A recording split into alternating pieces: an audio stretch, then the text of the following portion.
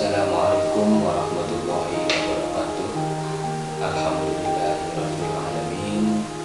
Alhamdulillah, akhirnya kita diberikan nikmat dan izin oleh Allah Subhanahu wa taala untuk bersama-sama menjalankan ibadah Ramadan di hari kedua ini. Mudah-mudahan di hari yang kedua ini kita mendapatkan banyak keberkahan dan diberikan kekuatan dari Allah Subhanahu wa taala. Baik pemirsa, pada kesempatan kali ini di Ramadan yang kedua, izinkan saya untuk berbagi kepada pemirsa sekalian untuk bersama-sama kita belajar kembali. Teringat dulu ketika saya masih kelas 2 awaliyah, jadi pernah belajar tentang kitab akhlak yang pertama, yaitu kitab Al-Lala.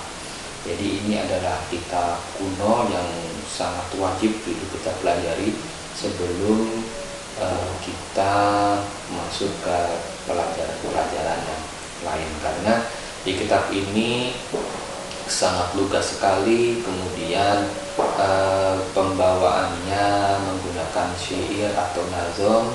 Jadi dulu teringat ketika saya masih mondok di Khazinatul Ulum, jadi itu tempatnya ada di kelas pojok, jadi sangat semangat sekali untuk membacakan nazom ini. Dan alhamdulillah pada kesempatan kali ini kita bersama-sama mengkaji kembali kitab Al-Lala ini untuk bersama-sama pula membenahi diri, bersama-sama pula kita mengajarkan ilmu yang paling utama sebelum kita mempelajari ilmu-ilmu yang lain. Jadi kitab Al-Lala ini juga berisi tentang intisari dari kitab Ta'limul Muta'allim karangan Syekh Burhanuddin Az-Zarnuji. Jadi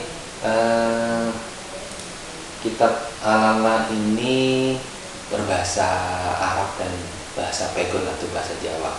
Jadi nanti kita akan terjemahkan juga dengan bahasa Indonesia agar kita juga sama-sama nguri-nguri bahasa Jawa dan mempelajari apa itu arti dari kitab Al-Lala ini atau belajar akhlak ini. Sebelumnya mari kita bersama-sama kirim doa Al-Fatihah untuk guru-guru kita, baik yang sudah meninggal ataupun yang masih hidup. Semoga amal beliau diterima oleh Allah Subhanahu wa taala. Al-Fatihah.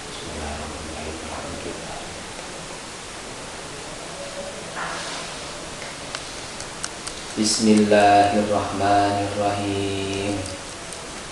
Alalla tanalul ilma illa bisitatin sa'umbika an majmu'iha bibayanin bukain wa khirsin wa istibarin wa bulwatin wa irsyadi ustazin wa tuli zamani. Gampang kan? Mari kita coba sama-sama. Alalla tanalul ilma illa bisitatin sa'umbika amma jumu'iha bibayani zukain wa firshin wa istibarin wa bulwatin wa irsyadi ustazin wa tuli zamanin. Jadi di nazam yang pertama dan yang kedua ini kita diajarkan oleh musannif kitab Al-Lala ini tentang keutamaan atau syarat-syarat untuk kita mencari ilmu. Dan ini syair yang berbahasa Jawa kita ulangi ya dari awal dan dengan bahasa Arab dan bahasa Jawanya ya. Alalla tanalul ilma illa bisitatin sa'umbika an majmu'iha bibayani elingo dak hasil ilmu angin memperkoro bakal tak cerita ke kumpulekan ti pertelo lukain wa khirsin wa dibarin wa bulgotin wa irsyadu ustazin wa tuli zamani rupane limpat lobo sobar ono sangune lan piwulange guru lan sing suwe mangsane. Baik, untuk syair yang pertama artinya adalah ingatlah bahwa kita tidak akan mendapatkan ilmu kecuali dengan 6 perkara yang kemudian saya akan jelaskan secara terperinci. Jadi bakal tak cerita ke kumpule kanti pertelo. Jadi kalau di dalam bahasa Jawa kanti pertelo itu berarti sangat terperinci. Lukain yang pertama adalah kita harus cerdas. Dan yang kedua adalah kita harus semangat, kemudian sabar, kemudian memiliki biaya, serta petunjuk guru dan masa yang lama. Nah, untuk yang pertama, cerdas.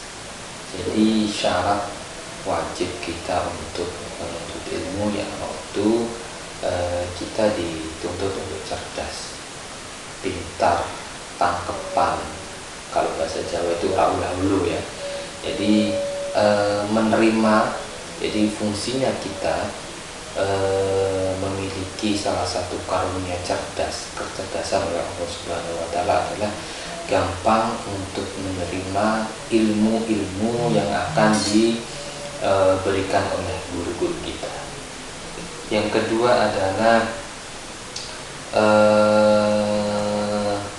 semangat.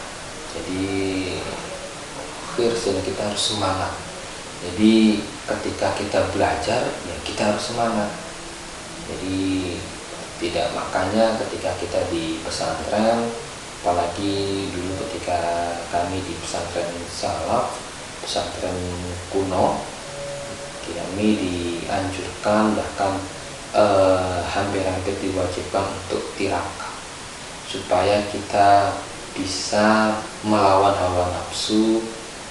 Salah satu ujian kita sebagai santri yaitu semangat. Nah, semangat itu kalau santri-santri sekarang kan gampang ya.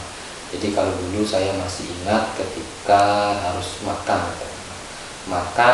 kita harus cari kayu dulu untuk masak, kemudian harus pergi ke pasar dulu untuk membeli lauk pauk dan sebagainya. Tapi kalau santri-santri sekarang saya rasa hidupnya sudah sangat nyaman ya. Jadi tidak perlu mikir lagi bagaimana cara menyiapkan logistik untuk menuntut ilmu. Nah, jadi ini tantangan yang lumayan berat untuk para santri-santri sekarang, melawan hawa nafsu, khususnya nafsu ketika kenyang ya. Jadi kalau orang kenyang itu pasti penyakitnya adalah ngantuk. Ketika ngantuk pasti semangatnya juga akan berkurang. Kemudian yang ketiga adalah sabar. Nah, jadi yang ketiga adalah sabar. Orang menuntut ilmu juga harus sabar. Jadi ketika orang menuntut ilmu kok kepinginnya cepat, nah berarti itu salah satu tanda bahwa dia akan mendapatkan ilmu cepat hilangnya juga cepat. Makanya kita diperintahkan untuk bersabar dalam menuntut ilmu. Apalagi ketika kita, contohnya ketika kita diberikan takziran atau hukuman oleh pengasuh pimpinan kita atau kang mas kita, ya kita terima, kita sabar. Itu adalah wasilah kita untuk belajar bahwa apa yang kita lakukan ketika salah, kelak di hari akhir juga akan mendapatkan hukuman atau kelak akan mendapatkan balasan. Terus yang kemudian ada tadi sudah ada cerdas, semangat, sabar, kemudian biaya. Jadi menuntut ilmu juga harus wajib punya biaya. Jadi jangan berharap dengan semua akan mendapatkan ilmu yang gratis. Jadi semuanya itu membutuhkan biaya. Makan saja butuh biaya, apalagi mencari ilmu. Jadi ibarat kata ketika kita sekarang berinvestasi terhadap masa depan, ya investasilah di ilmu. Karena ketika kita berinvestasi terhadap ilmu, maka suatu saat ilmu itu akan menolong kita. Jadi jangan takut-takut atau tidak perlu khawatir terhadap biaya ketika kita menjadi santri atau ketika kita mondok. Insya Allah sudah berjanji bahwa barang siapa yang berjihad di jalanku maka aku akan menolongnya. Itu saja. Jadi jenengan semua harus ingat janjinya Allah ketika jenengan memang benar-benar berjihad di jalan Allah dengan cara menuntut ilmu, maka yakinlah akan dibantu masalah biaya. Kemudian yang kelima adalah petunjuk guru. Nah ini kadang yang menjadi masalah buat kita. Banyak sekarang orang-orang yang bukan saya mendeskripsikan orang-orang yang atau ustadz yang baru, bukan, tapi ketika kita mengaji itu harus memiliki guru yang sanad keilmuannya itu langsung tembus ke Rasulullah, agar apa yang kita terima itu benar-benar menjadi berkah. Jadi kita kalau bahasa Jawa itu bisa ikut menggondel. Jadi menggondel itu kita bisa minta tolong, minta bantuan ketika besok di hari akhir kita ditanyai oleh Allah Subhanahu wa Ta'ala. Kita bisa menjawab bahwa ini guru saya ini, guru saya ini. Makanya kita dituntut untuk